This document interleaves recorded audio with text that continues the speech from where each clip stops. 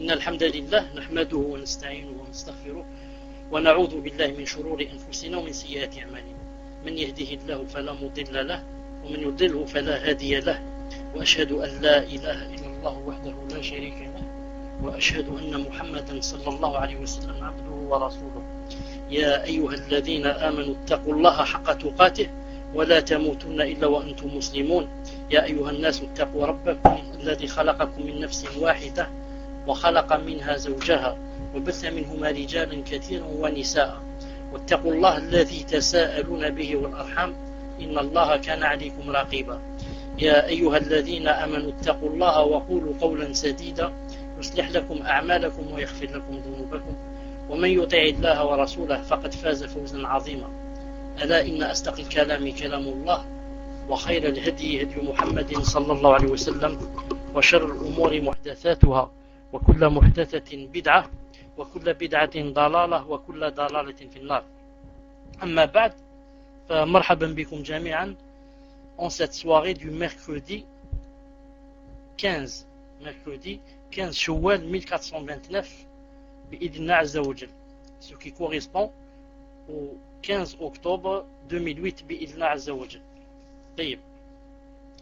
Je suis Inch'Allah Ta'ala très content de vous revoir et cela fait longtemps qu'on ne s'est pas rencontrés, presque 3 mois Inch'Allah Ta'ala. J'espère que tout le monde va bien بإذن عز وجل et que la foi va bien, c'est la chose la plus importante par rapport aux musulmans بإذن الله عز وجل. Je n'oublierai pas de dire taqabbalallahu minna wa minkum pour l'Aïd. Inch'Allah Ta'ala, sans tarder, on va commencer, ou plutôt on va continuer بإذن عز وجل ce qu'on avait commencé. Donc nous sommes au 38e cours بإذن عز وجل. Le titre d'aujourd'hui c'est elle est accommodante. Vous écrivez Inch'Allah Ta'ala, elle est accommodante avec 2 C et 2 M. Elle est accommodante. J'attends Inch'Allah Ta'ala que vous écriviez. Elle est accommodante. Le ghuraba, c'est comment pour le son? On me dit qu'il est un peu faible. C'est comment pour le son Inch'Allah Ta'ala? Est-ce qu'il est un peu faible ou il est normal? Parce que c'est tout ce que je peux faire. Il est bien, hein? Alhamdulillah, on voit dans l'autre salon. Naam. Et dans l'autre salon, on dit Chati Hada, il est bien ou là, il est faible? J'attends que vous m'écriviez, Inch'Allah Ta'ala. De toute façon, même s'il est faible, c'est tout ce que je peux faire, même s'il est faible. Il est bien aussi. Alhamdulillah. Taïb, alhamdulillah. Donc on commence, Inch'Allah Ta'ala. Bismillah ar-Rahman ar-Rahim, wa salatu wa salam ala ashrafil mursalin. Je disais, elle est accommodante. Naam. Voilà, je me suis approché du micro. Naam. Attendez, je vais voir s'il y a un moyen d'ajouter le son. Naam, je vais voir s'il y a un moyen d'ajouter le son. Naam. Je crois qu'il est au maximum. Il est au maximum.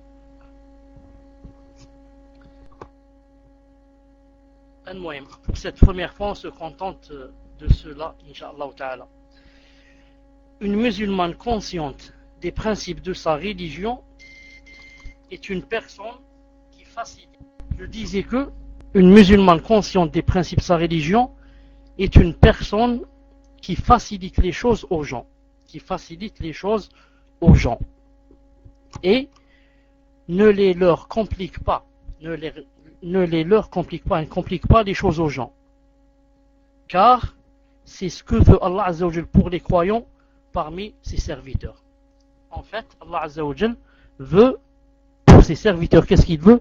Il veut les choses faciles et il veut leur faciliter. C'est lui-même Allah Azza wa Jal qui a dit dans le Coran 2, 185, il a dit Allah veut pour vous la facilité.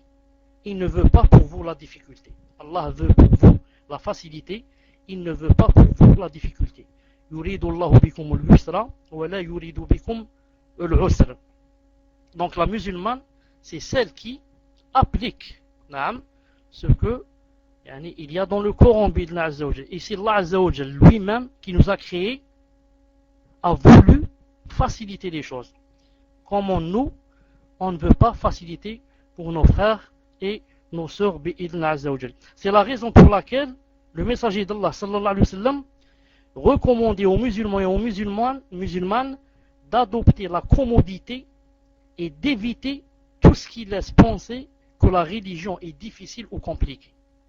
Il disait à ses compagnons, enseignez l'islam en le présentant comme étant une religion facilement accessible et nullement difficile. Que quand l'un d'entre vous est irrité, alors qu'il observe le silence. Hadith rapporté par Bukhari dans Adab Mufrad, volume 1, page 342. Qu'a dit le messager d'Allah sallallahu alayhi wa sallam?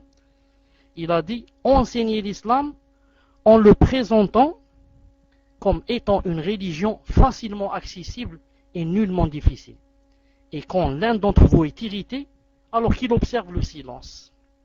Alors là, j'ouvre juste une petite porte, une petite fenêtre, Bidna Azza wa Jal, pour rappeler à nos frères et nos sœurs qui, lorsqu'ils prêchent l'islam, ils le prêchent d'une façon à ce que les gens croient que pratiquer l'islam c'est vraiment difficile. Ils cherchent seulement les choses les plus difficiles et ils commencent toujours par parler des choses qui sont difficiles, car vous savez, quand une personne vient de rentrer en islam ou bien vient de faire la tawba, il lui est assez difficile qu'elle accepte tout à la fois. C'est pour ça qu'on doit aller doucement avec cette personne, doucement, petit à petit, plus sa foi grandit billah azza wa jal, et plus cette personne va accepter. Mais plus elle est nouvelle et plus sa foi est faible, plus c'est difficile de lui endosser sur ses épaules des choses qu'elle trouve très difficiles. C'est pour ça que dans la da'wah on doit toujours aller doucement et ne pas contraindre les gens et ne pas forcer les gens dès la première semaine, dès le premier mois de leur tawbah et de leur conversion. Pourquoi? Pour qu'ils ne fuient pas de l'islam.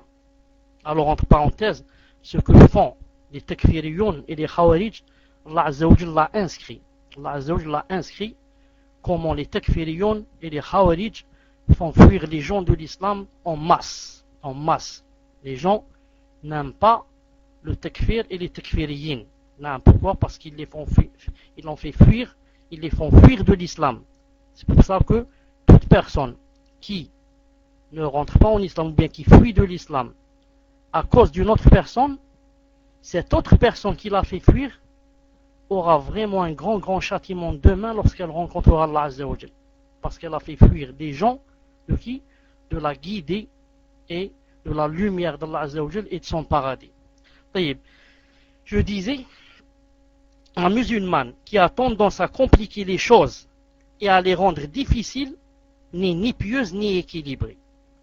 Seule une femme complexée, souffrant de carences psychiques, cherche la complexité alors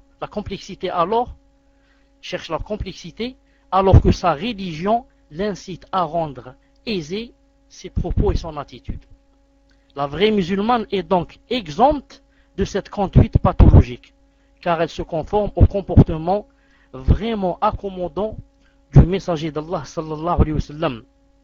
On rapporte que Aïcha radiyallahu ta'ala anha a dit: on ne donnait jamais au messager d'Allah sallallahu alayhi wa sallam le choix entre deux choses sans qu'il optât pour la plus facile, tant que ce n'était pas un péché, car dans ce cas il en était le plus éloigné. Le messager d'Allah sallallahu alayhi wa sallam ne se vengeait jamais pour sa personne. Il ne se faisait justice que lorsqu'on transgressait ce qu'Allah Azza wa Jal a consacré. Alors c'est pour Allah Azza wa Jal qu'il exerçait sa vengeance. Hadith rapporté par Bukhari et Muslim. 29e, elle n'est pas envieuse. Vous écrivez 29e, elle n'est pas envieuse. Elle n'est pas envieuse. Vous écrivez dans l'autre salle, Inch'Allah, elle n'est pas envieuse.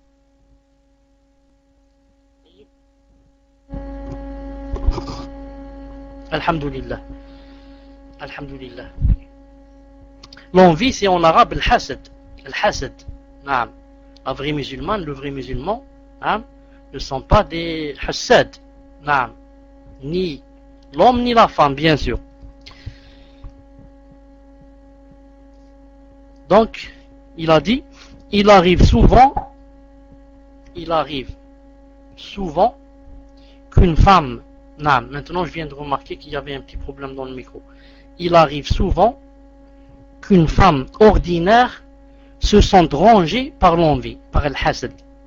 Quand elle constate que des femmes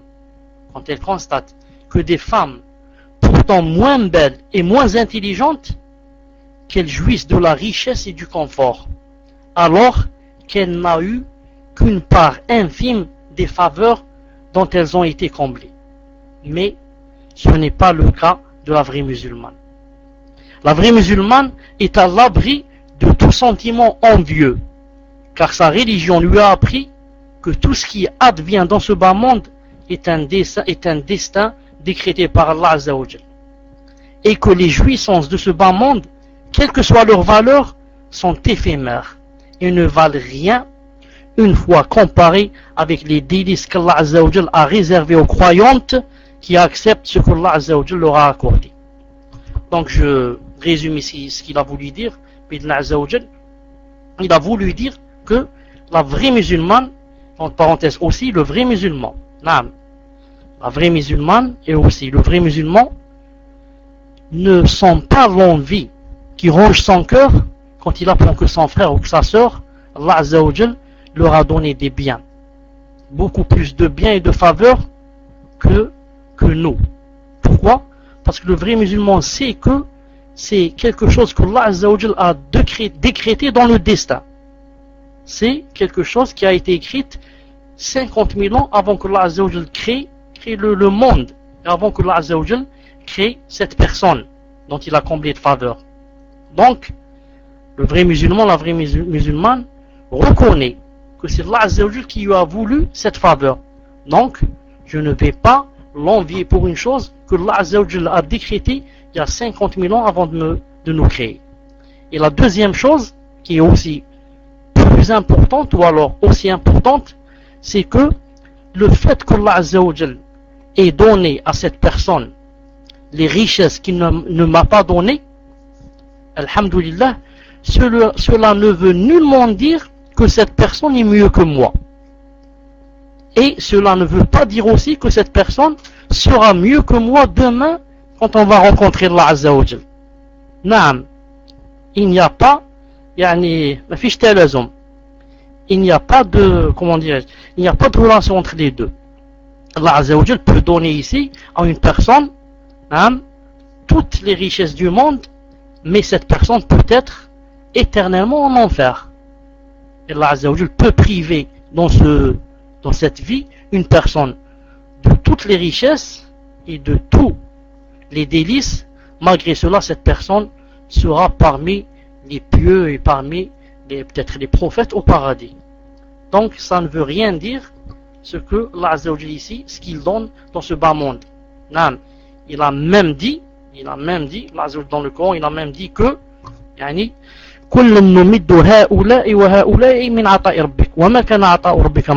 a dit que je donne à tout le monde, je donne aux kuffars et je donne aux musulmans. Naam. Pourquoi? Parce que le kafir, si Allah Ta'ala lui donne pas ici, ça veut dire que astaghfirullah, Allah Ta'ala est injuste. Parce que il va rien lui donner dans l'au-delà et il va le priver ici. Allah Azza wa Jal est juste, il est équitable. Puisque Allah Ta'ala ne va pas lui donner dans l'au-delà, alors il va tout lui donner ici. Comme ça, s'il essaie de parler Yawm al-Qiyamah, Allah Ta'ala va le faire taire. Il va lui dire, tais-toi. Toi, je t'ai donné tout. Et je t'ai donné ce que j'ai pas donné à mes alliés et à mes serviteurs que j'aime. Je leur ai pas donné ce que je t'ai donné. Alors toi, tais-toi. Tu as pris ton tour est passé maintenant. C'est autour de cela, c'est autour des personnes que j'ai privées. C'est à leur tour maintenant de profiter des délices et c'est à leur tour de vivre la vraie vie. Ensuite, il a dit, la vraie musulmane a aussi la profonde conviction que ce sont la piété et les bonnes œuvres qui valorisent éternellement la femme et non pas les biens périssables acquis dans une vie passagère qui est elle-même périssable. Tant que cette conviction est consolidée en son fort intérieur, son âme n'en sera que plus pure et plus apaisée. Une personne libérée du moindre sentiment envieux, hasad, est une personne dont la récompense est l'agrément d'Allah Azza wa Jal et dont la destinée est le paradis, même si elle n'observe pas fréquemment les pratiques cultuelles surérogatoires de Nawafil. L'imam Ahmed ibn Hanbal rapporte à ce propos que Anas ibn Malik, qu'Allah Azza wa Jal l'agrée, a dit, il a dit: nous étions assis en compagnie du messager d'Allah sallallahu alayhi wa sallam quand il nous a dit quoi? Maintenant, l'un des gens du paradis va apparaître devant vous. Bien sûr, le messager d'Allah ne connaît pas l'invisible, ne connaît pas le ghaib, ne connaît pas l'avenir, mais c'est Jibril qui lui dit. Jibril lui-même ne connaît pas l'invisible, ne connaît pas l'avenir. C'est Allah Ta'ala qui dit à Jibril, et Jibril vient dire au messager d'Allah, et maintenant il va lui dire, l'un des gens du paradis va apparaître. Et le messager d'Allah le dit. Apparut alors un homme, Ansari, de Médine, dont la barbe était mouillée suite aux ablutions mineures, le wudu, et qui portait sa paire de sandales avec sa main gauche. Le lendemain, le messager d'Allah sallallahu alayhi wa sallam répéta les mêmes propos. Il a dit, l'un des gens du paradis va apparaître devant vous. Et le même homme apparut. Le troisième jour, le messager d'Allah répéta encore les mêmes propos. Et le même homme fit son apparition identique à la première. Alors ce jour-là, quand le messager d'Allah sallallahu alayhi wa sallam se leva, Abdullah ibn Amr ibn al-As, qu'Allah Azza wa Jalla l'agrée, suivit l'homme et l'ayant rejoint, il lui a dit, je me suis querellé avec mon père et j'ai juré de n'entrer chez moi, c'est-à-dire chez mon père, qu'après 3 jours. Accepterais-tu de m'héberger chez toi jusqu'à cette durée s'écoule, 3 jours? Oui, répondit l'homme. Anas poursuit. Alors Abdullah ibn Amr ibn al-As raconte qu'il a passé 3 nuits en compagnie de l'homme. Quel homme? L'homme duquel le messager d'Allah a dit, c'est un homme du paradis. Donc, il resta 3 jours chez lui et 3 nuits, et il a dit qu'il ne l'a pas vu se lever pour faire la prière nocturne. Il a dit, c'est étonnant, j'ai passé 3 nuits chez cet homme-là, qui va rentrer au paradis, car c'est un homme du paradis, et malgré cela, je ne l'ai pas vu se lever la nuit pour faire qiyam al-layl, pour faire la prière de la nuit. Seulement, ajoute-t-il, quand il lui est arrivé de se réveiller, il évoquait Allah Azza wa Jal, à lui la puissance et la majesté, et proclamait sa grandeur. Il dit Allahu Akbar, Allahu Akbar, quand il se renverse du flanc gauche vers le flanc droit, ou bien du droit vers le gauche. Il dit Allahu Akbar. Il ne se levait cependant que pour accomplir la prière du Fajr. S'il dormait après l'Aïcha, il ne se levait plus que pour faire la prière Salat Subh. J'ai remarqué aussi, ajoute Abdullah, qu'il ne disait que du bien.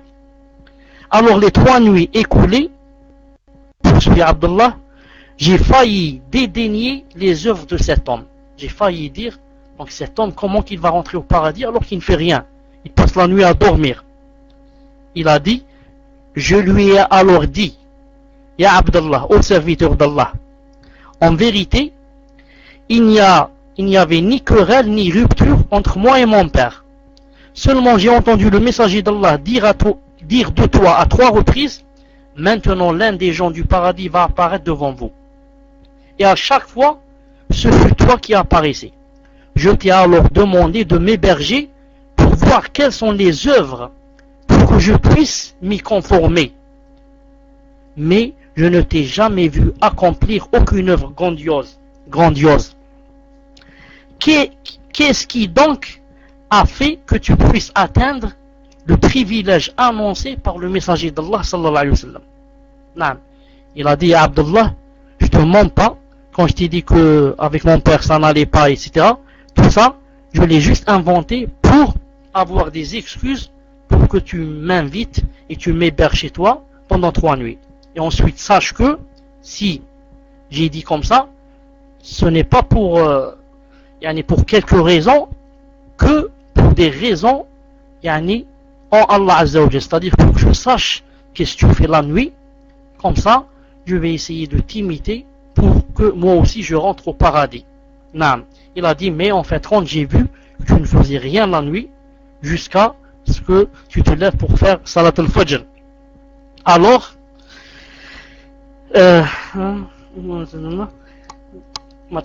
puis, il a dit, comme je partais, il m'appela et me dit, il m'a dit, je ne fais rien d'autre que ce que tu as constaté. Seulement, écoute bien seulement, je ne conserve en mon cœur aucun ressentiment à l'encontre d'un musulman. Premièrement. Deuxièmement, et je n'envie personne pour un bienfait qu'Allah Ta'ala lui a accordé. Alors sur ce, Abdullah ibn al-As lui a dit, c'est cette qualité qui t'a permis d'accéder à ce rang, et c'est elle qui nous est difficile. Naam. Hadith qui se trouve dans le Musnad, volume 3, page 166, qui a été cité par Sheikh Al-Albani rahimahullah dans Silsila Dha'ifa, volume 1, page 25, et a dit hadith sahih, hadith authentique. Donc, que faisait cet homme que le messager d'Allah alayhi salam a dit, il sera un homme du paradis? Que faisait-il? Il a dit, je fais 2 choses. La première, je n'ai aucune rancune envers ou bien à l'encontre d'un musulman. Aucune rancune. C'est la première. Et la deuxième, je n'ai pas de hasad. Al-hasad. Je n'envie personne pour un bienfait qu'Allah Ta'ala lui a accordé. Je n'ai pas de hasad et je ne dis jamais pourquoi Allah Ta'ala a donné à cette personne et il ne m'a pas donné à moi. Naam. Mais, je dis dans mon cœur, alhamdoulilah, c'est ce que Allah Azza wa Jalla m'a écrit. Allah Azza wa Jalla sait ce qu'il fait. Allah Azza wa Jalla sait pourquoi il ne m'a pas donné comme l'autre personne. Et il se dit, comme je vous disais tout à l'heure, ça ne veut pas dire, puisque Allah Ta'ala a donné à cette personne, que cette personne est mieux que moi, ou bien qu'elle sera mieux que moi demain, quand on va rencontrer Allah Azza wa Jalla. Donc ce hadith nous indique que la pureté de l'âme, de tout sentiment envieux ou rancunier, détermine son heureux sort dans l'au-delà, et élève son rang auprès d'Allah Azza wa Jalla, et contribue à ce que ses bonnes œuvres soient agréées, même si elles sont infimes. C'est donc un impact salutaire, notamment quand on compare le sort de cet homme avec celui de la femme. Vous connaissez la femme qui accomplissait la prière nocturne. Il y avait une femme, au temps du messager d'Allah, qui passait la nuit à faire la prière. Et le jeûne surérogatoire. Et pendant les jours, elle n'arrêtait pas de jeûner. Mais elle nuisait à ses voisins. Car le messager d'Allah Ta'ala a dit à son sujet, elle n'a aucun mérite. Elle fait partie des gens de l'enfer. Hadith rapporté par Bukhari dans Adab Mufrad, volume 1, page 210. Une femme qui passe la nuit à prier et la journée à jeûner, et le messager d'Allah Ta'ala dit d'elle, elle fait partie des gens de l'enfer. Donc, ce n'est pas parce qu'on jeûne nafila et on fait qiyam lil que khlas, on a assuré notre place au paradis. Mais encore faut-il quoi? Encore faut-il ne pas nuire aux gens, ne pas les léser, ne pas faire peur aux gens, surtout aux voisins. Naam. C'est pour ça que ici la prière de la nuit et le jeûne de la journée n'ont pas aidé cette femme à ce qu'elle ne rentre pas en enfer. Naam. Sa place est en enfer malgré la prière nocturne et les jeûnes et les beaucoup de jeûnes. Mais à cause de quoi? À cause de, elle faisait du tort à ses voisins. Non. Donc selon les principes de l'islam, la pureté de l'âme a plus d'importance qu'un zèle en matière de culte entaché de haine et de convoitise. Non. Je répète, la pureté de l'âme a plus d'importance qu'un zèle en matière de culte entaché de haine et de convoitise. La dévotion d'une personne rongée par la haine et la convoitise est une dévotion formelle, quasi ostentatoire. Pourquoi? Car elle reflète la fragilité de la foi. Le messager d'Allah sallallahu alayhi wa sallam a dit: la foi et la convoitise ne sauraient se réunir dans le cœur d'un serviteur. Naam. La yajtami' fi jawfi 'abdin al-iman wal-hasad. Hadith rapporté par Ibn Hibban, et Cheikh Al-Albani a dit bon, hadith Hassan, voire Sahih Targhib, hadith 2886. Et dans une autre version, l'iman et shuh et l'avarice. Ces deux choses ne peuvent pas se rencontrer, se grouper dans le cœur d'un musulman. Ou bien il y a la foi, ou bien il y a l'envie. Il n'y a pas les deux, ça ne marche pas les deux. Non, mais ils ne peuvent pas être dans un même endroit qui est le cœur. Le cœur du musulman ne peut comporter que la foi, ou bien alors l'envie, le hasad. Mais il n'y a pas les deux à la fois. Non. La musulmane avisée est celle qui joint la dévotion à la pureté de l'âme. La pureté de l'âme de tout sentiment haineux ou envieux. Ainsi, elle parvient d'une part à atteindre les plus hauts degrés de la piété et obtenir l'estime auprès d'Allah Azza wa Jal. Elle bénéficie d'autre part du respect des gens et contribue à l'instauration d'une société pure et solidaire. Une société digne de transmettre le message de l'islam à l'humanité. Naam. Bukhari Muslim rapporte d'après Abu Huraira radiyallahu ta'ala anhu qu'Allah Azza wa Jal, que le messager d'Allah sallallahu alayhi wa sallam a dit: ne renchérissez pas pour pousser les autres à l'achat. Que l'un d'entre vous ne supplante pas son frère en proposant au client de celui-ci la vente de la même marchandise à un prix plus bas. Il a dit aussi que le citadin ne vende pas pour un campagnard. Il a dit aussi que l'homme ne demande pas au mariage celle que son frère lui en a déjà demandé la main. Il a dit aussi que la femme ne demande pas le divorce d'une autre femme pour prendre ce qui était dans son plat. C'est pour ça qu'au sein de la société musulmane, les individus sont censés vivre dans un climat d'entente et de fraternité. Sont censés vivre dans un climat d'entente et de fraternité. La fourberie et la traîtrise n'ont pas lieu d'être dans cette société, notamment si elles sont suscitées par des motivations purement envieuses ou bien haineuses. Dans une autre version de Bukhari, d'après Abu Huraira radiyallahu ta'ala anhu, le messager d'Allah a dit: il n'est pas permis à une femme de demander le divorce de sa sœur pour s'approprier son plat, car elle n'aura que ce que Allah Azza wa Jal lui a destiné. Voir Fath al-Bari, volume 9, page 219. Naam. La musulmane qui est à la fois sincère, que nul ne peut échapper à ce qu'Allah Azza wa Jal lui a destiné, évite cette pratique. Elle l'évite surtout parce qu'elle porte atteinte au devoir de fraternité vis-à-vis de sa sœur en religion. Car sa foi ne devient vraiment sincère et parfaite que lorsqu'elle souhaite aux autres croyantes ce qu'elle souhaite pour sa propre personne. Le messager d'Allah a dit: aucun d'entre vous n'aura vraiment la foi que lorsqu'il aura aimé pour son frère ce qu'il aime pour sa propre personne. Hadith rapporté par Bukhari Muslim. Naam. Et quand on apprend que certaines femmes, subhanallah al-azim, ont pris naam, les maris de d'autres femmes. Naam. Certaines femmes, Allah subhanahu wa ta'ala al-musta'an, qu'Allah Azza wa Jal nous préserve, naam, savent que tel homme c'est le mari de telle femme. Naam. Et subhanallah, elle est là à courir derrière lui, à faire des choses jusqu'à ce qu'elle le prend. Naam. Et il divorce l'autre. C'est l'un des grands péchés, naam, et c'est l'un des grands châtiments qui attend cette personne demain quand elle va mourir. Je connais même une histoire où une femme a fait comme ça avec qui? Subhanallah al-azim, avec le mari de sa sœur. A'udhu billah. Le mari de sa sœur.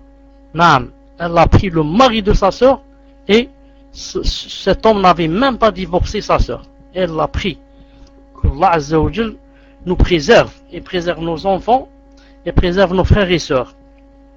Naam. Vous écrivez, Inch'Allah Ta'ala, 30e, elle évite la suffisance et l'ostentation. Elle évite la suffisance et l'ostentation. Alhamdulillah. Donc la vraie musulmane évite quoi? La suffisance et l'ostentation. C'est-à-dire, la véracité, la sincérité et la modestie sont des qualités qui caractérisent toute musulmane imprégnée des préceptes de l'islam et de ses valeurs morales.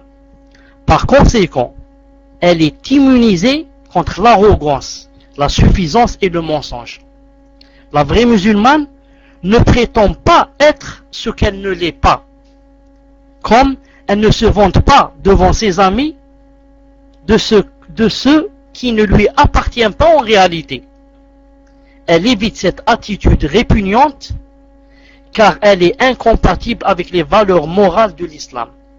On rapporte à ce sujet qu'une femme a dit au prophète sallallahu alayhi wa sallam, elle lui a dit: il m'arrive de prétendre que mon mari m'a fait don de ce qu'il ne m'a pas réellement donné. Il lui dit alors sallallahu alayhi wa sallam: celui qui se vante de choses qui ne lui ont pas été données est semblable à celui qui porte deux costumes d'imposture. Hadith rapporté par Muslim. Naam. Surtout ça se trouve surtout chez les femmes. Naam. Elles se vantent de choses qui ne lui appartiennent pas. Des fois, par exemple, elles se font prêter des robes ou bien je sais pas quoi pour passer des mariages ou bien des chaînes d'or ou bien je sais pas quoi, et elles prétendent que ce sont des choses qui lui appartiennent alors que elles viennent de les emprunter d'autres femmes, mais elles font croire aux gens que ce sont des choses qui leur appartiennent à elles. Alors celle-là, comme a dit le messager d'Allah, celui qui se vante des choses qui ne lui appartiennent pas est semblable à celui qui porte deux costumes d'imposture. Naam, deux costumes d'imposture.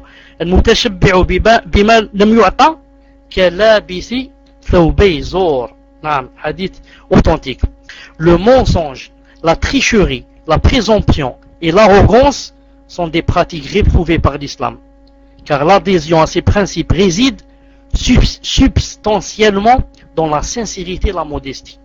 C'est pourquoi il est interdit aux adeptes de l'islam la rivalité, la prétention, l'arrogance et l'ostentation. Naam. Subhanallah al-Adim. Ce n'est pas en mentant aux gens et en prétendant des choses qui n'existent pas que on va être heureux ou là qu'on va grandir dans les yeux des gens. Mais c'est au contraire quand on est sincère avec Allah Azza wa Jal et quand on est véridique, que Allah Azza wa Jal va nous faire grandir aux yeux des gens. Si c'est notre but, nous, il ne faut pas qu'on vive avec le but qu'on soit grand dans les yeux des gens. Mais si vraiment on est malade de cette maladie et on voudrait être grand aux yeux des gens, ce n'est pas en mentant, mais c'est en ayant une bonne relation avec Allah Azza wa Jal. Alors Allah Azza wa Jal nous fera aimer par tous les gens, comme ça va venir dans le prochain chapitre, Inch'Allah Ta'ala. Ensuite, écrivez,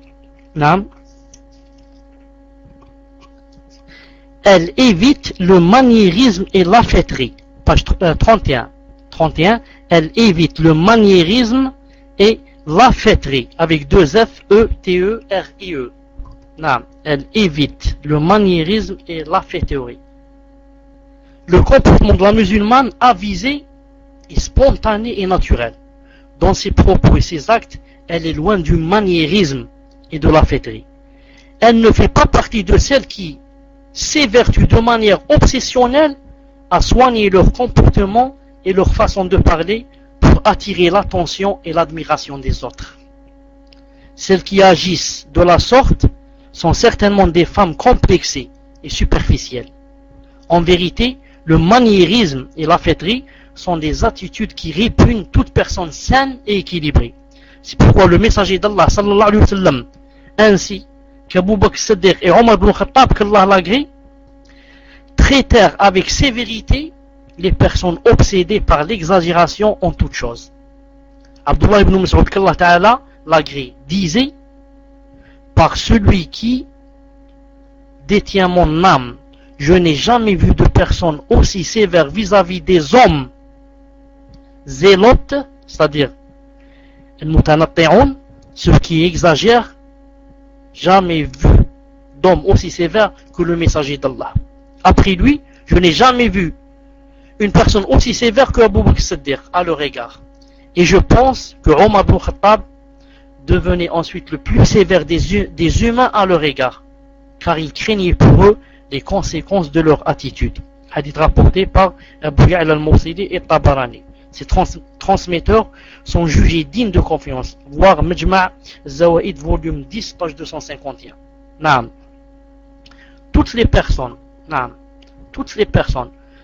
dans n'importe quelle chose, toute personne qui exagère, elle n'est pas aimée. Prenez n'importe quoi, dans n'importe quelle branche, toute personne qui exagère, l'islam n'aime pas l'exagération. Subhanallah al-Adim, juste pour que vous compreniez bien cette chose, regardez dans le Coran.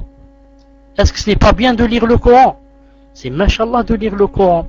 Chaque lettre avec 10 hasanat au moins.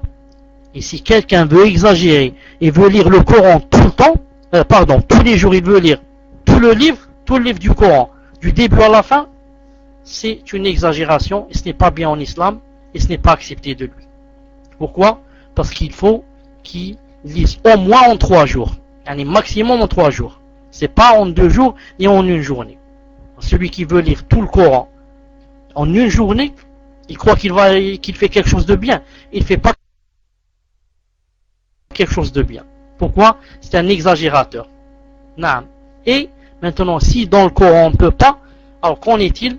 Celle qui exagère dans les habits, celle qui exagère dans la façon. Il y a des gens qui vraiment exagèrent. Et d'ailleurs, je noterai que le messager d'Allah sallallahu alayhi wa sallam a dit dans un hadith authentique qui n'est pas là dans le livre, il a dit halaka mutanatti'un. C'est un hadith authentique.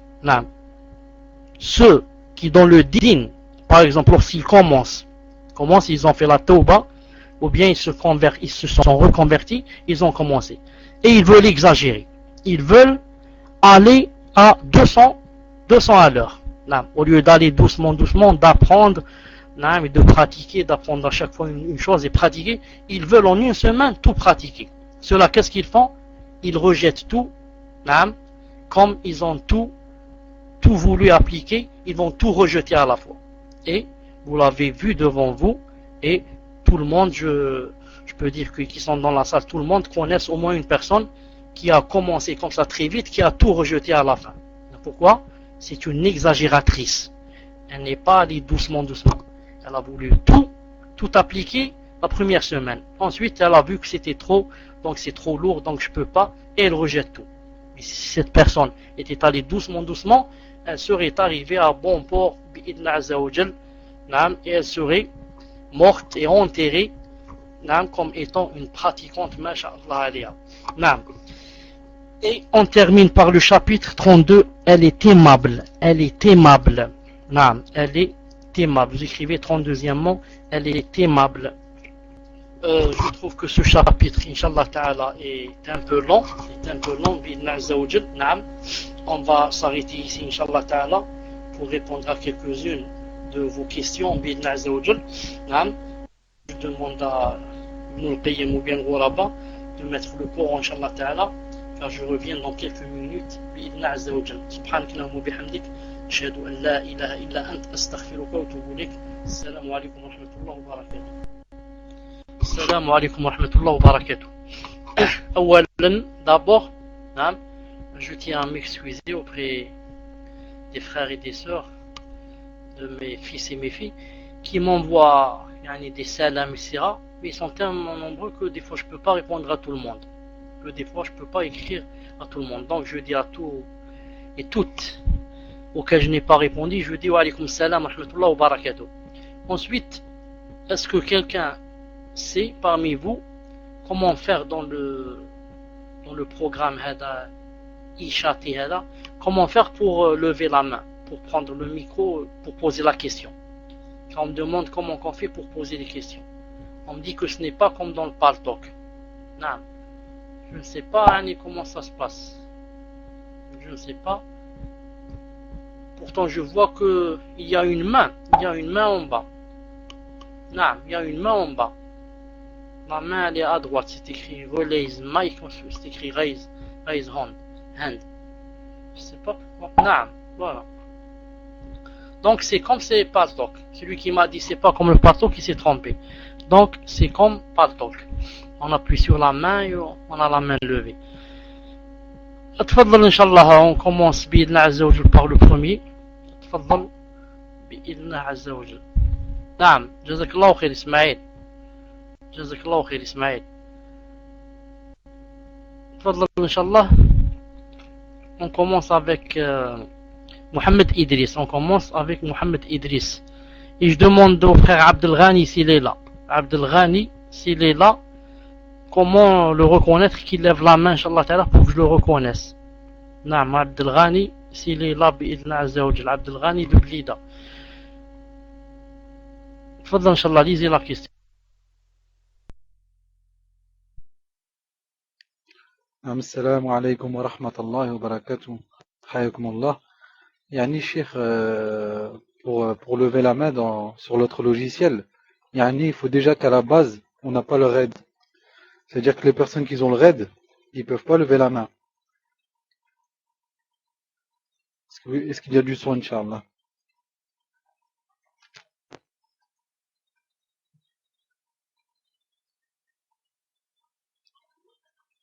Vous entendez mal? Non, alhamdulillah. Yani, Cheikh, sur l'autre logiciel, le problème c'est juste les personnes qui n'ont pas le RAID qui peuvent lever la main. C'est ça qui est différent de Paltalk.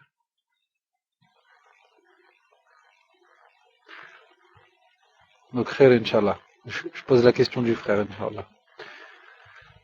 Salam alaikum wa rahmatullahi wa barakatuh. À qui puis-je poser la question vu qu'elle est trop longue? Mohamed, je t'ouvre le PV Inch'Allah.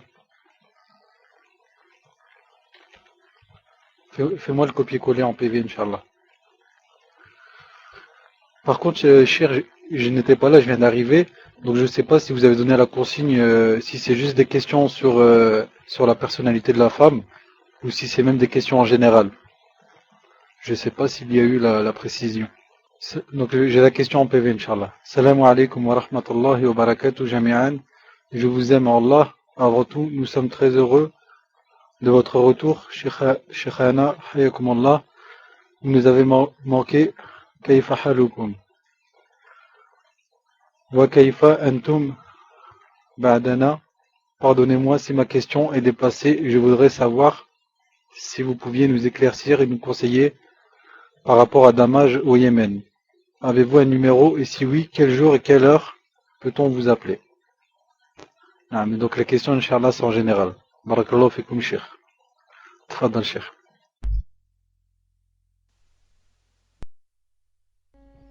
Alaykoum salam wa rahmatullah.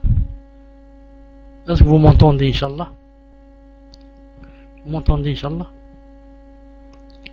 Non, dans l'autre programme, vous m'entendez? Alhamdulillah. D'abord, en ce qui concerne de ne pas pouvoir lever la main dans le e-chat, c'est un problème. Car si on doit enlever le point rouge, alors il va se passer beaucoup de choses. Non, il va se passer beaucoup de choses graves de la part des takfiriyin, de la part des habash, de la part des khawarij, de la part des mubtadi'a. Non. C'est pour ça qu'il faudrait demander pour savoir quelle est la solution. Il faudrait chercher quelle est la solution. Non. Je ne sais pas comment savoir que telle personne veut poser la question pour lui enlever le point rouge. Je ne sais pas, peut-être que Tfadal Abou Salama, il dit j'ai une solution.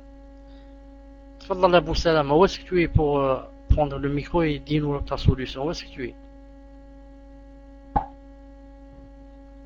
Boussalama.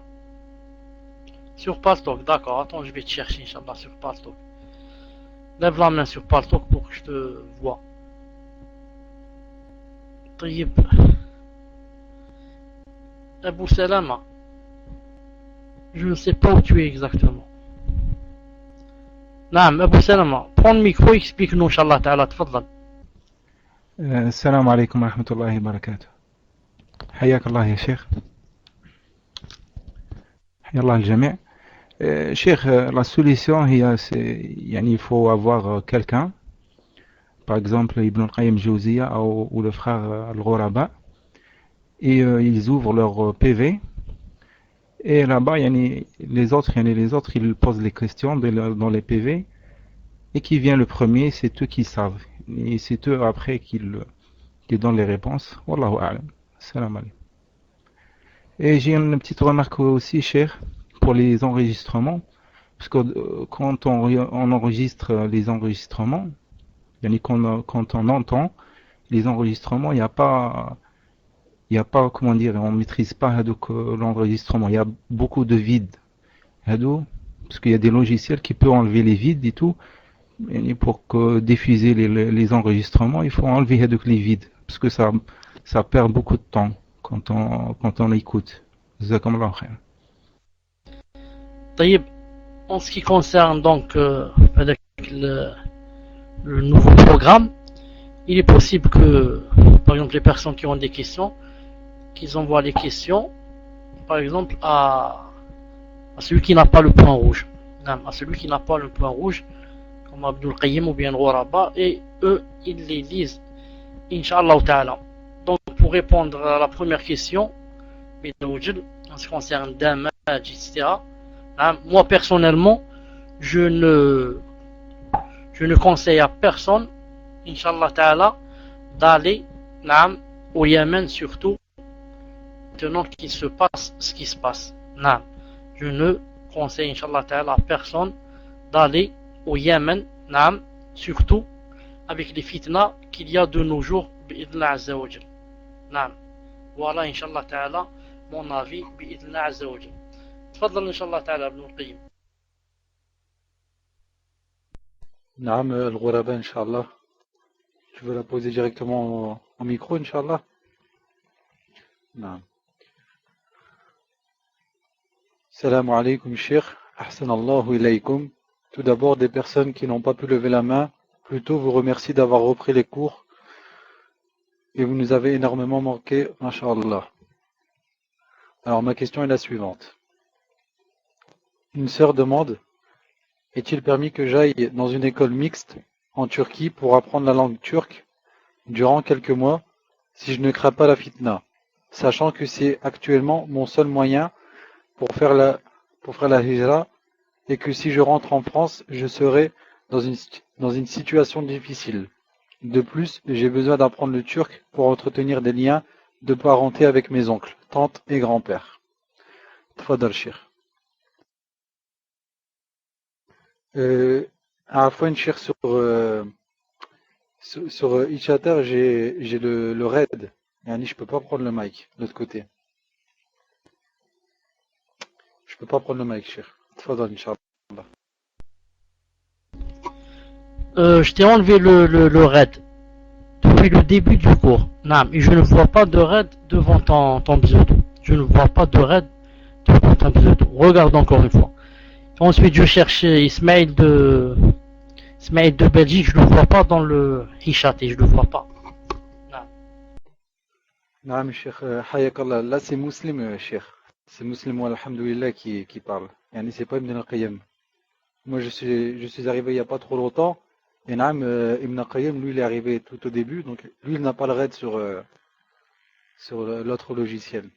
Mais moi, comme je suis arrivé il n'y a pas longtemps, yani, j'ai le raid. C'est pour ça que je peux pas prendre le mic sur les deux logiciels. Tfadal, Cheikh. Donc, je relis la question, Inch'Allah, en prenant le mic sur les deux salons. Ou je le fais à la prochaine, Inch'Allah. Donc c'est bon, Inch'Allah, vous m'entendez normalement sur les deux salons. Donc je vais relire la question, Inch'Allah.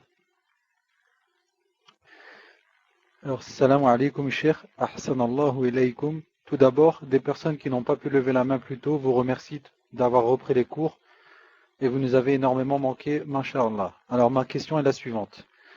Une sœur demande, est-il permis que j'aille dans une école mixte en Turquie pour apprendre la langue turque durant quelques mois si je ne crains pas la fitna, sachant que c'est actuellement mon seul moyen pour faire la hijra et que si je rentre en France, je serai dans une situation difficile. De plus, j'ai besoin d'apprendre le turc pour entretenir des liens de parenté avec mes oncles, tantes et grands-pères. Tfadal, cheikh.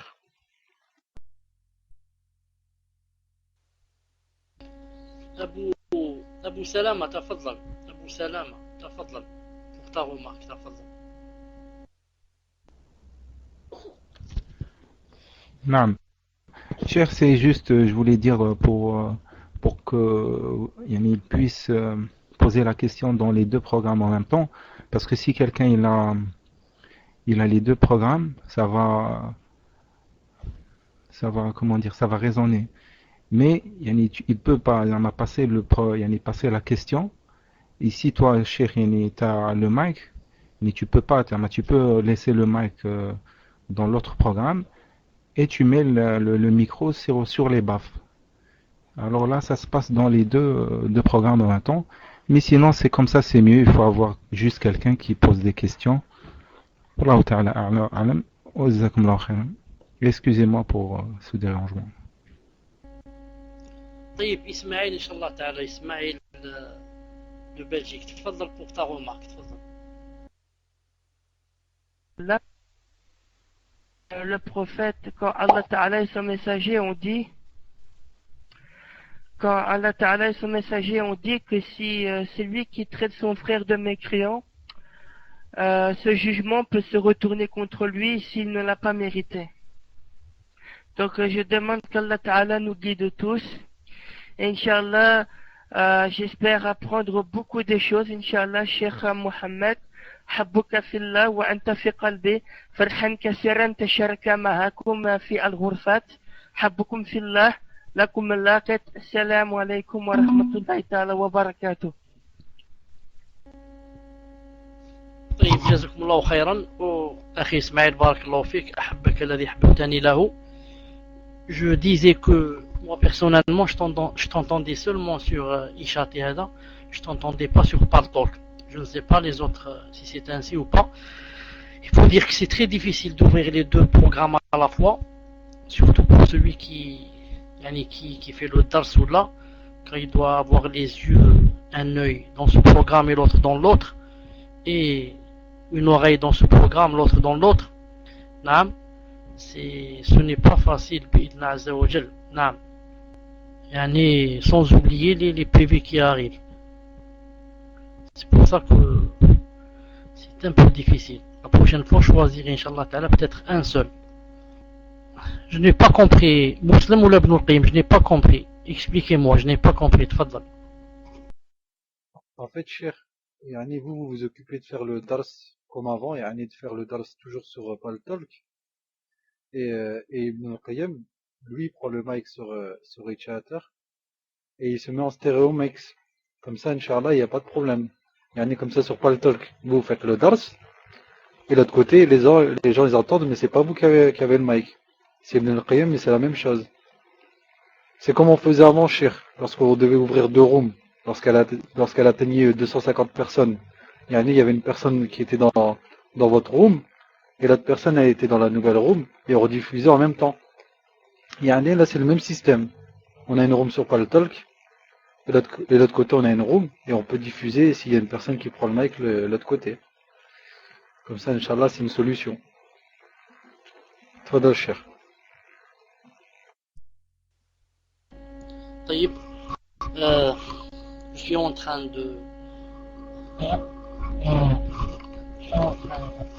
d'essayer de prendre le micro sur Isha Tihada. J'ai pas pu.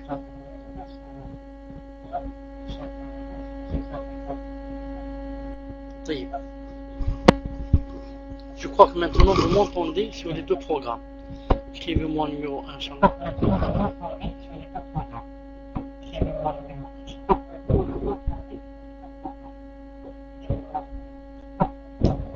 alhamdulillah.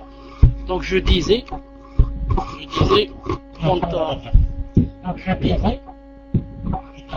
طيب. Il faut que vous coupez le son sur le chat. Non, moi aussi j'entends un défaut. Qu'est-ce que je dois faire? Non, moi aussi j'entends des défauts. Qu'est-ce que je dois faire? Non, moi aussi j'entends des défauts.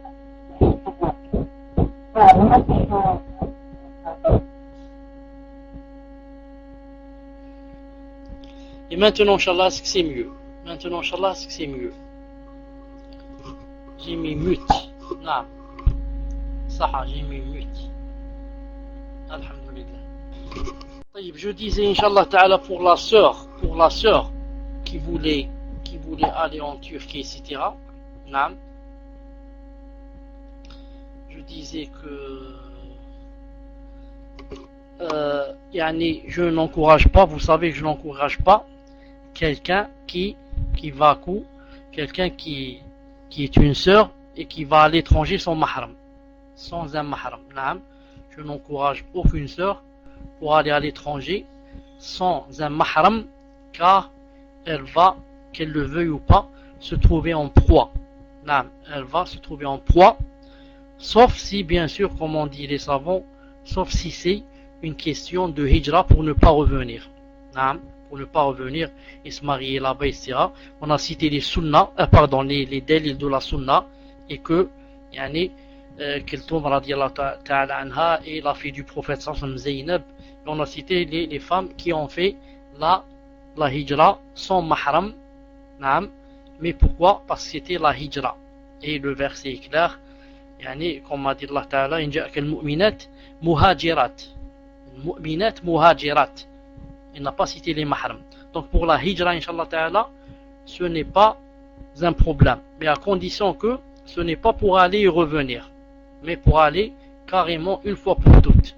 Et elle n'a pas trouvé de mahram, elle ne va pas rester dans le pays de Kufr. Même si ce qu'elle va faire, c'est-à-dire voyager sans mahram, n'est pas bien en lui-même, mais c'est le moindre mal comparé aux maux qu'il y a dans le pays de Kufr, bi'idhnillah azza wa jal. نعم تفضل إن شاء الله تعالى on passe à la deuxième question تفضل نعم أبو زيد إن شاء الله نعم تفضل أبو زيد et tapez 1 lorsque la question est terminée إن شاء الله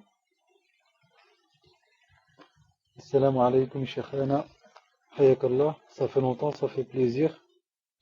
Donc la question, peut-on passer une annonce pour vendre un objet quelconque sur un site donc sur internet spécialement conçu pour ça, en sachant que sur ce site ils vendent du haram et du halal? Barakallahu fikum. Tfadal Cheikh. Wa alaykoum salam wa rahmatullahi wa barakatuh. Dites-moi s'il y a du sang sur le deuxième. Non. Alhamdulillah. De toute façon, je ne vois pas le micro en train de signaler que je suis en train de parler. Mais puisque vous dites que vous m'entendez, c'est que vous m'entendez. Naam. Inch'Allah Ta'ala, naam.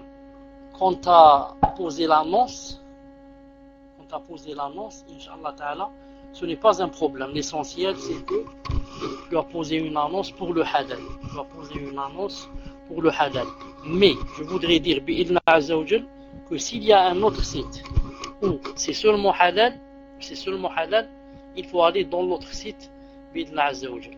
Non, s'il y a un site où on ne parle que de halal, c'est là-bas que je dois poser ma question de halal. Inch'Allah ta'ala. Maintenant, s'il n'y en a pas, et qu'il ne me reste que cette place, et que ma question est halal, ce n'est pas interdit, Inch'Allah ta'ala. Ensuite, à la personne qui m'a demandé si j'étais Abu Saïd de Blida, je dis que je ne suis pas Abu Saïd de Blida. Naam. Abu Saïd de Blida est un ami, mais ce n'est pas moi, bi'idna azza wa jal. Tfadlal Inch'Allah.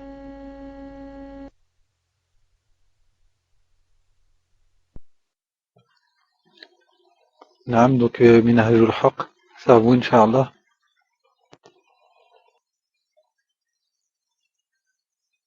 Donc tapez Inch'Allah si question est terminée. Assalamu alaikum wa rahmatullah. Ahsanallahu ilaykum. Ya Cheikh, une sœur demande si dans le cadre d'un enseignement du din aux enfants de 3 à 6 ans, est-il possible d'utiliser le derboka ou le bender pour apprendre des anachids religieux aux petits. Barakallahu fikum, qu'Allah vous protège et vous accorde la meilleure récompense ici-bas et dans l'au-delà. Amin. Tfadal, Cheikh.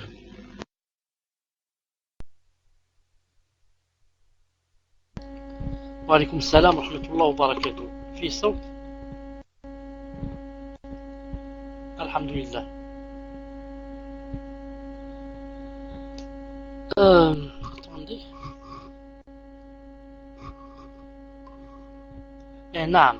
En ce qui concerne d'apprendre le din aux enfants, نعم, en utilisant la derbouka ou bien en utilisant le bendir comme c'est dit ici, نعم, tout cela bidna azza wa jal n'est pas la voie des salafs, n'est pas la voie des salafs. Les salafs radiyallahu ta'ala anhum nous ont appris le din, en commençant avec les enfants, avec le sérieux bi'idhnillah azza wa jal, avec le sérieux bi'idhnillah azza wa jal. On n'a jamais entendu que les enfants des salafs ont appris ainsi le din. C'est pour ça que on devrait se baser sur la voie des salafs radiyallahu ta'ala anhum et éviter ces choses pour que les enfants ne s'habituent pas à ces choses dès le jeune âge. Ensuite, il sera difficile pour eux, lorsqu'ils seront âgés, de s'éloigner de ces choses. C'est pour ça que je conseille à cette sœur de tawakkul Allah subhanahu wa ta'ala et de leur apprendre d'une façon simple. Et la voie des salafs, c'est la plus simple et c'est celle qui donne le plus de résultats bi'idhnillah azza wa jal. Quant à si c'est un jour de fête ou bien si c'est l'Aïd, là c'est connu qu'il y a la permission bi'idhnillah azza wa jal. تفضل إن شاء الله تعالى le suivant.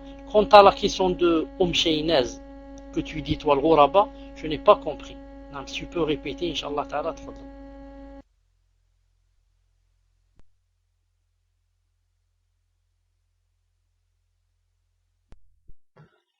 Alors là-bas, si tu es là, Inch'Allah, prends le micro directement, Inch'Allah. Barakallahu fik.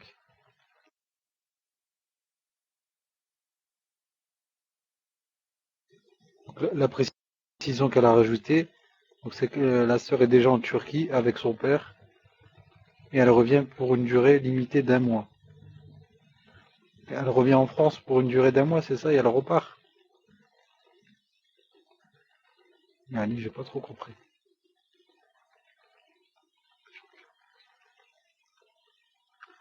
Non, allez, si vous avez compris, cher, dites-moi, je vous laisse le micro. Voilà, est-ce qu'il faut plus de précision?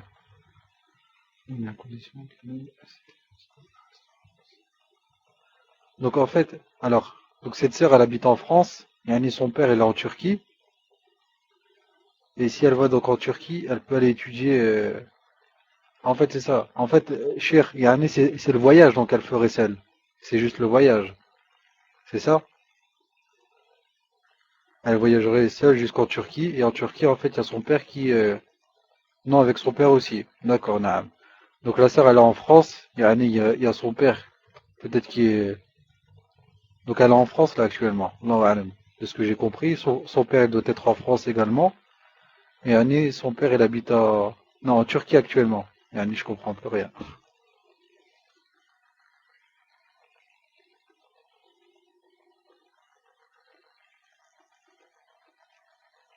Donc si elle est en Turquie, elle est déjà en Turquie avec son père, la sœur. Il faut faire simple, Inch'Allah. Donc elle est déjà en Turquie avec son père. Et la question en fait c'est de savoir si elle peut étudier en Turquie dans une école donc pour apprendre le turc avec la mixité. Et c'est ça en faisant simple. Sachant donc le mahram il est déjà, puisqu'elle est déjà avec son père en Turquie. Est-ce que c'est comme ça, Shaynaz? C'est comme ça. Donc cette sœur elle est déjà en Turquie, elle est déjà avec son père en Turquie, et en fait la question elle est simple, c'est de savoir si elle peut étudier dans une école mixte. Pour faire simple, Inch'Allah. Pas dans le cher.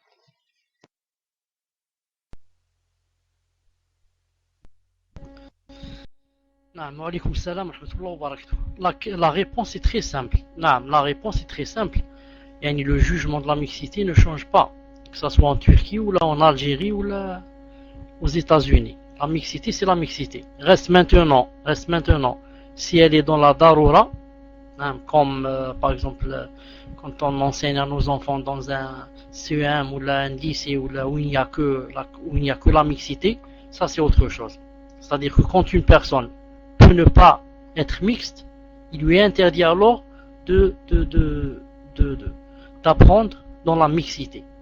Mais si une personne n'a pas, il n'y a que cette solution, alors dans ce cas, elle est rentrée dans la darura. Naam. J'espère, Inch'Allah Ta'ala, que c'est compris. Tfaddal, Inch'Allah, le prochain.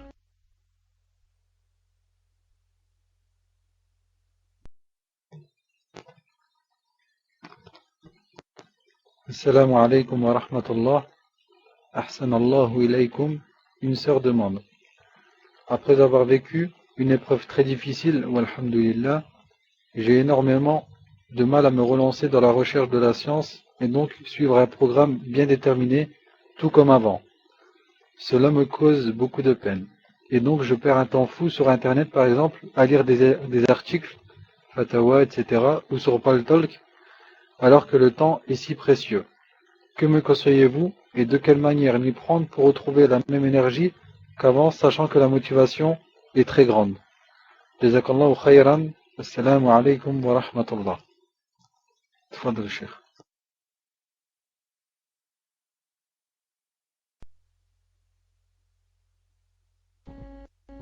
Naam, wa alaykoum salam wa rahmatullah wa barakatuh. De toute façon, le fait d'apprendre le din et d'avancer dans le din ne vient pas sans difficulté et ne vient pas sans effort. Car celui qui croit ou celle qui croit que, comme ça, en quelques heures ou quelques mois, elle va apprendre et avancer sans faire d'effort, celui-là et celle-là se trompent. Et le messager d'Allah sallallahu alayhi wa sallam a dit, Innamal ilmu bitta'allum. Il a dit, la science vient en apprenant. Ce n'est pas en dormant.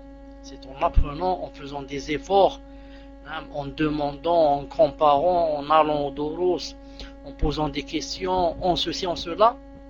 Allah Azza wa Jal, quand il voit que dans le cœur, il y a la sincérité et que cette personne veut apprendre pour Allah, il lui ouvre ses portes et lui fait descendre de la lumière dans son cœur et elle commence à apprendre, à avancer et à mémoriser. Car des fois, on peut lire un livre et ne pas mémoriser une phrase. Et des fois, le cœur, masha'Allah, il est plein de lumière et dès qu'on lit, on mémorise bi'idhnillah azza wa jal. Donc je dis à cette personne, bi'idhnillah azza wa jal, il faudrait ne pas désespérer. Il faudrait qu'elle ne lâche pas, mais qu'elle écoute beaucoup de doros. C'est difficile en Europe d'aller chez les ulama, etc. Mais alhamdoulilah, il y a des doros, il y a des CD, il y a des cassettes, elle l'achète et elle écoute des doros. Ou bien elle assiste comme ça dans le paltok, dans la khor. C'est plein de doros où il y a les ulama, les savants qui viennent faire des dars. Et elle lit aussi. Elle lit à chaque fois qu'elle a l'occasion. Elle ouvre un livre, elle lit bi'idhnillah azza wa jal, et en même temps elle l'inscrit, comme a dit le messager d'Allah, il a dit qayyidul ilm bil kitab, il a dit cette science il faut l'inscrire bi'idhnillah azza wa jal. Et elle demande à Allah azza wa jal de l'aider et de lui ouvrir ses portes. Allah azza wa jal, quand il voit que cette personne est sincère, il va l'aider jusqu'à ce qu'elle arrive bi'idhnillah azza wa jal. Assalamu alaikum wa rahmatullahi wa barakatuh. Cheikh barakallahu fikoum, nous sommes très heureux de vous retrouver. Pourriez-vous nous donner quelques 5 ou 6 adorations surérogatoires, simples et légères, à accomplir dans la journée et le soir, dont les récompenses sont énormes? Jazakumullahu khayran. Tfadal, Cheikh. Naam. Wa alaykoum salam wa rahmatullahi wa barakatuh. Moi aussi, Inch'Allah Ta'ala, je suis très heureux d'être avec vous. Pour ceux et celles qui demandent le numéro de téléphone, je vous ai dit la fois passée quand j'étais au Koweït, Inch'Allah Ta'ala, je vous ai dit, quand je serai en Algérie, Inch'Allah Ta'ala, je vous donnerai un numéro spécialement pour vos questions bi'idhnillah azza wa jal. Ce numéro, Inch'Allah Ta'ala, je ne l'ai pas encore. Mais dès que je vais l'acheter, Inch'Allah Ta'ala, je ne vais pas tarder, je vous le communiquerai, Inch'Allah Ta'ala. Et comme ça, une fois par semaine, un après-midi par semaine, vous pouvez téléphoner et je réponds aux questions qui me paraissent, que je connais, Inch'Allah Ta'ala, la réponse. Nah. Dès que j'aurai le numéro, je vous le donnerai, comme j'ai promis, Inch'Allah Ta'ala. Nah. Pendant la journée, on peut faire des adorations surrogatoires et qui nous font rapprocher d'Allah Azza wa Jal. On peut par exemple faire salat al-duha. On peut faire salat al-duha. C'est une salat dont le minimum est de faire 2 rak'at et le maximum est de faire 12, entre 2 et 12, qui commence après le lever du soleil, quand le soleil s'est bien levé, jusqu'à un peu avant le dhuhr. Salat al-duha. On peut aussi bien sûr lire le Coran. On peut aussi apprendre le ilm, lire des livres de ilm, bien sûr. On peut aussi jeûner, surtout pour ceux et celles qui jeûnent le lundi et le jeudi, ou bien le 13, 14, 15, ou bien 3 jours de chaque mois. Même si c'est pas 13, 14, 15, ça ne fait rien. 3 jours de chaque mois, chaque début du mois, ou bien au milieu ou à la fin. Comme a dit Aïcha radiyallahu ta'ala anha, que le messager d'Allah jeûnait 3 jours de chaque mois sans qu'il donne de l'importance que ces jours soient au début, au milieu ou à la fin. Hadith rapporté par Muslim.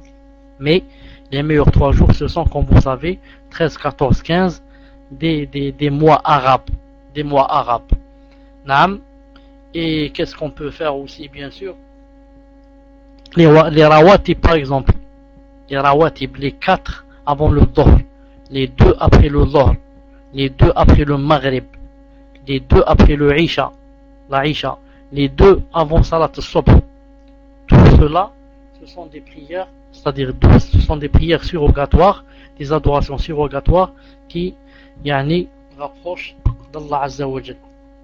Ou bien aussi 4 avant salat al-asr, 4 prières avant salat al-asr. Comme a dit le messager d'Allah sallallahu alayhi wa sallam, rahimallahu mara'an salla arba'an qabla al-asr. Naam. Tfaddal inshallah. Et si Abdel Ghani m'entend, qu'il me dise où est-ce qu'il est, inshallah ta'ala. Tfaddal.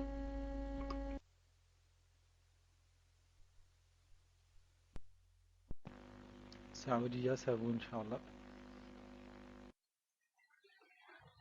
Saoudia. Donc tapez 1, Inch'Allah, lorsque la question est terminée. Saoudia, vous êtes toujours là, Inch'Allah? Alhamdulillah. Assalamu alaikum wa rahmatullahi wa barakatuh. Hayakumullah, Cheikh. Voici une sœur divorcée qui demande. Je vis actuellement en France avec mes 2 enfants. Depuis quelque temps, les services sociaux essayent de se mêler de ma vie. J'ai été convoqué pour que ma fille voie une psychologue. Il y a quelque temps, j'ai tenté de faire la hijra au Yémen et en Algérie, mais cela n'a pas marché. Que pourriez-vous me conseiller et vers qui pourriez-vous m'orienter? Qu'Allah vous accorde le meilleur, fil dunya wa fil akhira. Tfadal Cheikh. Wa alaykum salam wa rahmatullahi wa barakatuh. J'ajoute wa maghfiratuh. De toute façon, je dis que cette sœur, celui qui peut l'aider et celui dont c'est une obligation de l'aider. Je dis c'est une obligation de l'aider. C'est pas une faveur. C'est qui? C'est les musulmans qui sont autour d'elle. Les frères et les sœurs qui sont autour d'elle, dans la ville où elle habite, sont obligés de l'aider d'après ce qu'ils peuvent. D'après ce qu'ils peuvent aussi. Soit en argent, soit en l'aidant, soit en l'encourageant, et comme ça. Ou bien on lui donne des vêtements, ou bien on lui donne de l'argent, ou bien on l'aide, ou bien on lui montre comment faire la hijra, et comme ça. C'est vous et ceux qui sont autour d'elle qui peuvent l'aider. Et non pas quelqu'un qui est loin d'elle. Et sachez que l'aider est une obligation. Hein, pour ceux qui ne savent pas, qui croient que l'essentiel c'est je mange, je bois, je fais la prière et je dors, alhamdoulilah. Ce n'est pas comme ça. Mais quand il y a quelqu'un qui a besoin d'aide, on doit l'aider si on peut. On doit l'aider si on peut. Bi'idhnillah azza wa jal. Maintenant je donne le micro. J'ai dit qu'il y a une personne sur le e-chatting, comment il s'appelle, qui demande de poser une question depuis tout à l'heure. Maintenant, je lui ai enlevé le point rouge pour que cette personne pose la question. Abu Abdelaziz, naam, j'attends, Inch'Allah Ta'ala, ta question. Tfadal.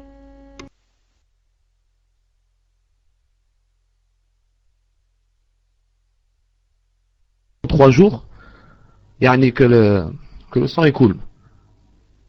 Donc on est allé à la gynécologue et tout ça, ils nous ont dit que c'est pas du nifes, mais c'est du sang qui reste et que ça évacue, et ça peut mettre 6 semaines à 7 semaines. Donc Cheikh, هل تصلي أو تغتسل وتصلي أو لا؟ بارك الله فيك. السلام عليكم ورحمة الله وبركاته.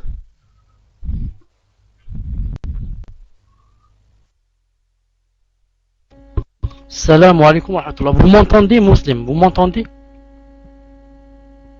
Alhamdulillah. Il faut dire que je n'ai pas entendu la question du frère. Je n'ai entendu que la fin.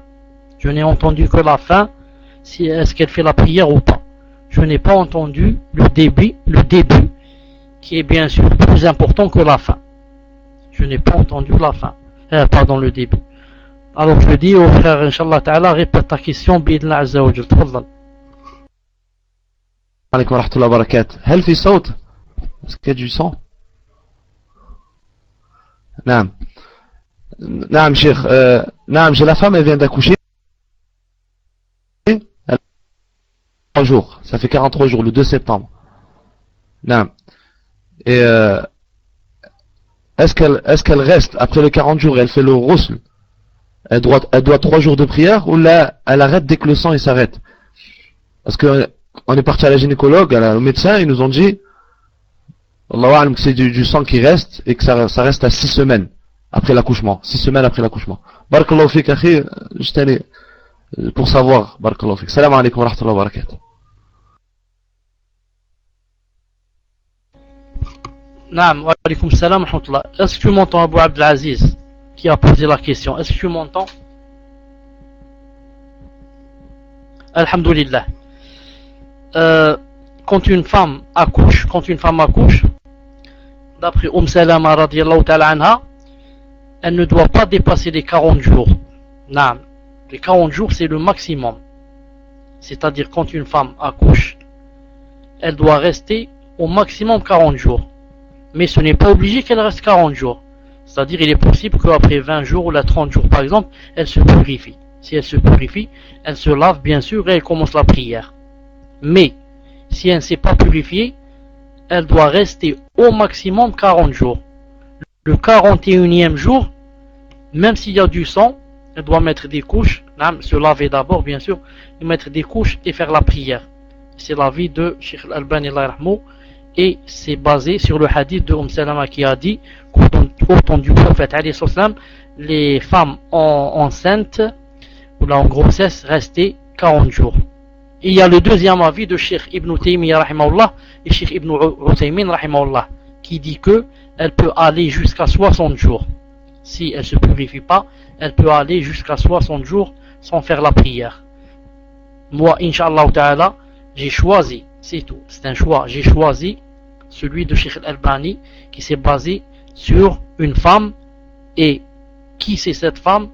L'une des épouses du messager d'Allah. Et elle a dit, on ne dépassait jamais 40 jours au temps du prophète sallallahu alayhi wa sallam. Donc je me base sur ça et je dis que son dalil c'est, et je dis que l'avis le plus juste pour moi c'est de ne pas dépasser les 40 jours. Le dalil de Cheikh Ibn Taymiyyah et Cheikh Ibn Uthaymin rahimahullah, le dalil c'est le sang. Ils ont dit tant qu'il y a le sang, elle est toujours quoi? Elle est toujours en grossesse. Ou là elle est toujours, pardon, pas en grossesse, comment on dit, en logis. Non. Mais vous voyez que le hadith de Salama est clair. Elle a dit jamais les femmes n'ont dépassé 40 jours au temps du messager d'Allah sallallahu alayhi wa sallam. تفضل إن شاء الله prochain.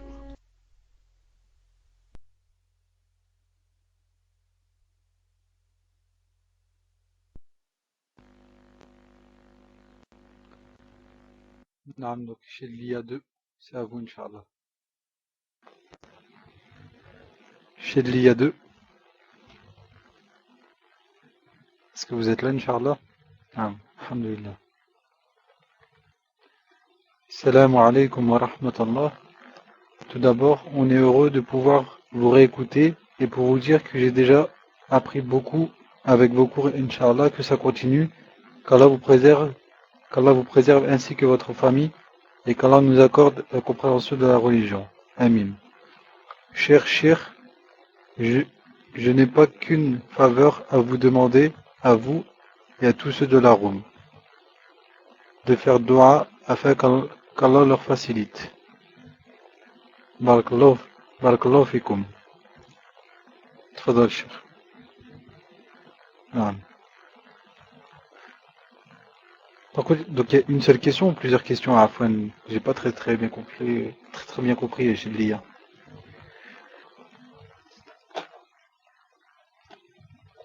نعم تفضل. Ah نعم, là je comprends mieux.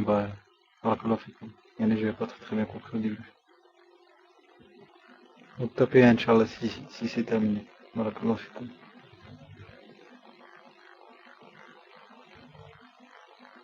Donc une sœur a fait la hijra au Yémen avec ses 2 enfants et son mari, et leur situation est difficile. C'est de faire dua pour eux, car leur situation est dure. Et c'est cette faveur qu'elle nous demande la sœur. Tfadal Cheikh. نعم وعليكم السلام ورحمة الله وبركاته. نعم. Donc Inch'Allah Ta'ala, je demande à Allah Azza wa Jal, le Tout-Puissance, Allah Azza wa Jal, l'Ali al-Qadir, أن يعينهما وأن يوفقهما وأن يسهل عليهما وأن يثبتهما وأن يفتح لهما أبواب رحمته. نعم. طيب تفضل إن شاء الله السويفون. Yes, buenas. C'est à toi, Akhi, Inch'Allah. Ilyes Abou Anas, tfadal Inch'Allah. Assalamu alaikum wa rahmatullahi wa barakatuh. Question d'une sœur. Elle va bientôt accoucher et la naissance de son enfant est proche de celle de l'Aïd, donc le grand Aïd. Elle attend un garçon, donc elle doit sacrifier 2 moutons, plus celui de l'Aïd. Elle demande si les 2 moutons de la Aqiqa suffisent, ou est-elle obligée de sacrifier un mouton pour l'Aïd, ou peut-elle sacrifier d'autres bêtes pour la Aqiqa et un mouton pour l'Aïd? Si c'est pas clair, dites-le moi et tu le remercieras. Ah naam, c'est à moi que... Naam. Donc moi pour l'instant, Yani c'est clair. Après donc il faut voir pour chercher la compris. Et donc juste pour information, Cheikh Ibn Uthaymin, rahimahullah, quand on lui a posé une question en commençant par passe le salam, il disait qu'il ne fallait pas le faire et qu'il fallait poser directement la question. Qu'Allah vous préserve, Cheikh. Amin. Allahu alam, et Yani la fin j'ai pas trop compris. Et le roulaba, Inch'Allah, prend le mic. Tfadal akhi.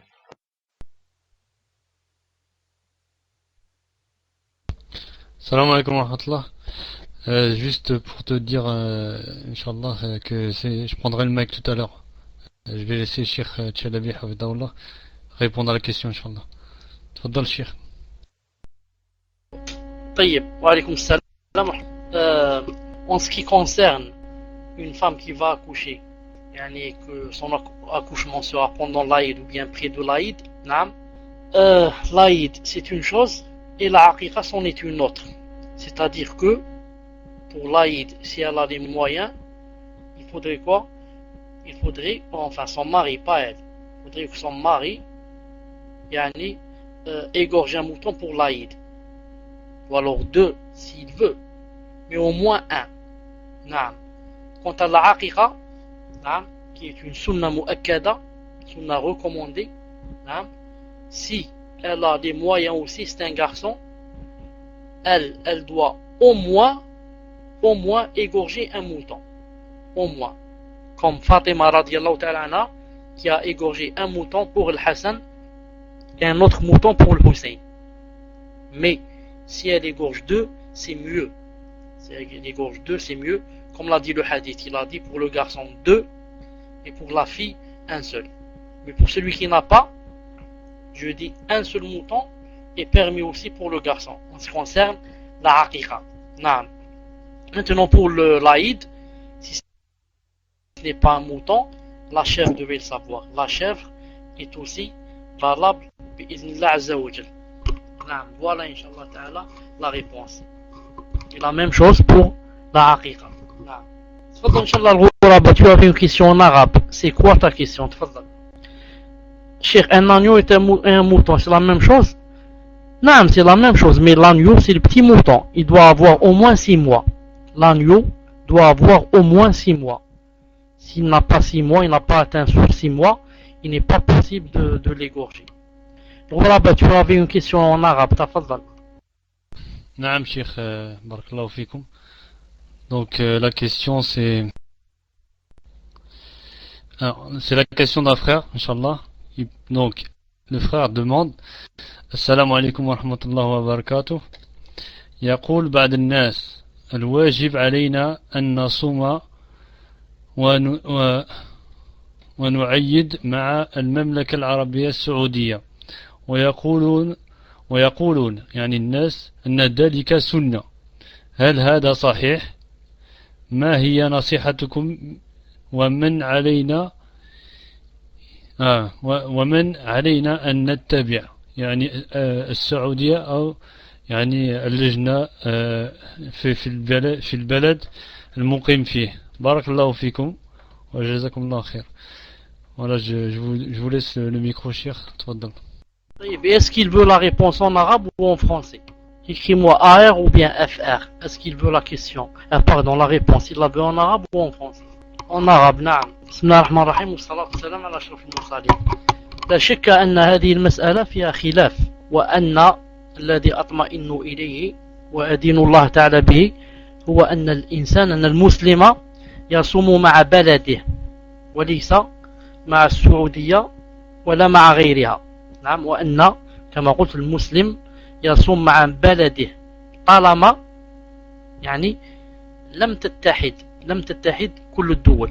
لو كل الدول اتحدت وكان لها أمير واحد يحكمها لكان واجبا على كل الناس أن يصوموا بأمر هذا يعني الأمير الحاكم. لكن لما استقلت الدول أصبحت كل دولة لها يعني لها حاكم، فكل إنسان بإذن الله عز وجل وكل مسلم يعيد ويصوم أيضا مع بلده لأن كما أن للشمس نعم مطالع تختلف